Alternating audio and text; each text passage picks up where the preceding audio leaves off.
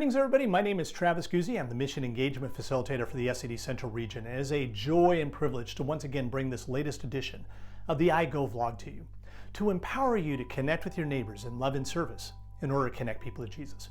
Well, we are wrapping up a three-part series we've been taking a look at of the call as followers of Jesus to be everyday missionaries, wherever we live, work, and play.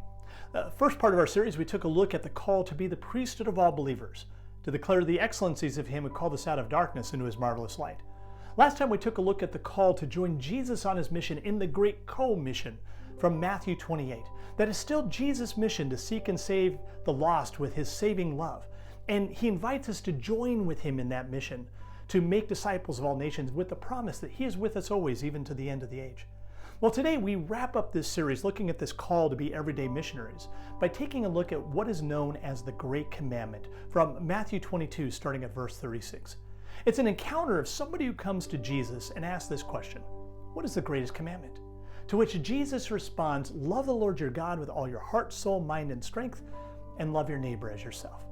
Here we see the fundamental nature of what all of life is about, and especially life in the kingdom as a follower of Jesus. It's all about relationships.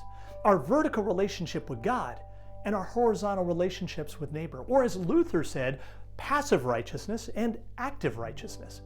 You see, Luther, when he talked about vocation, he said, first of all, the way we're made right with God, that's what righteousness is we receive it passively, because there is nothing we can do, no good work to make us right with God. It is all Jesus all the time, by grace, through faith. It is a free gift.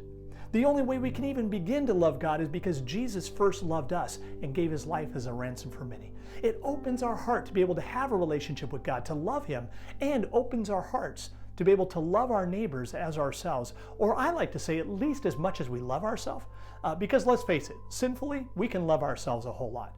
But it's Jesus' love that opens our hearts to be able to love and serve our neighbor, to be able to be the blessing that God intends in all of our stations or domains of life, whether it's within our families, it's in the church, it's in our workplace, or it's just being a good neighbor in society, or our cul-de-sac, or our apartment complex, wherever we are and whoever God has put before us.